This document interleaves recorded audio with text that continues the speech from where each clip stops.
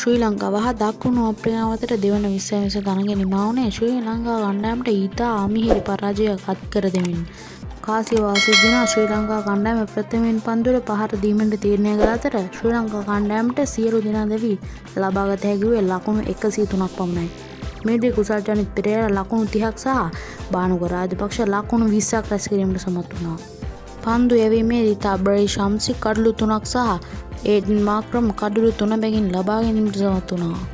ඒ අනුව ලකුණු 104ක පහසු ඉලක්කයක් හඹා යාමට පිටියට පිවිසි දකුණු අප්‍රිකා කණ්ඩායම පන්දු වාර 14 එක් පන්දුවක් අවසන් වන විට එක් කඩුලක් පමණක් දැවී නියමිත ඉලක්කය පසු කර ගියා.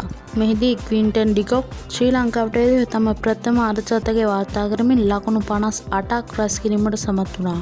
පන්දු යැවීමේදී වනිදු හසරංග එක් කඩුල්ලක් ලබා ගැනීමට සමත් වුණා. ශ්‍රී ලංකා කණ්ඩායම මේ ලැබූ පරාජය සමගින් ICC ශ්‍රේණිගත කිරීම වල 10 වන ස්ථානය දක්වා පහත බැලීමට සිදු වූ අතරම දකුණු අප්‍රිකාව සමගින් 20 තරගාවලිය එක් තරගයක් ඉතිරිව තිබියදීම පරාජයද පත් වීමට සිදු වුණා.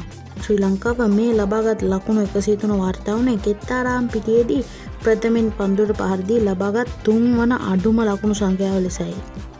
කෙසේ හෝ ශ්‍රී ලංකා කණ්ඩායමට අවසන් 20 තරගය සහ 20 ලෝක කුසලම් තරගාවලියේ ඉතා හොඳ දස්කම් අතරට පැමිණීමට හැකි වේවා යන්නයි අපගේ එකම ප්‍රාර්ථනාව. මීට අමතරව වනිදු හසරංගහටද 20 පන්දු යවන්නන්ගේ ශ්‍රේණිගත කිරීමට පළමු ස්ථානය දක්වා ඉදිරියට පැමිණීමට හැකි වේවා යන්නයි අපගේ ප්‍රාර්ථනාව. ඔබ මොකද හිතන්නේ? අපට කමෙන්ට් කරන්න. දෙස් විදේශ ක්‍රිකට් තොරතුරු එසැනින් දැනගැනීමට ක්‍රික් ගෝ channel subscribe කරලා බෙල් අයිකන් එක ක්ලික් කරලා තියාගන්න.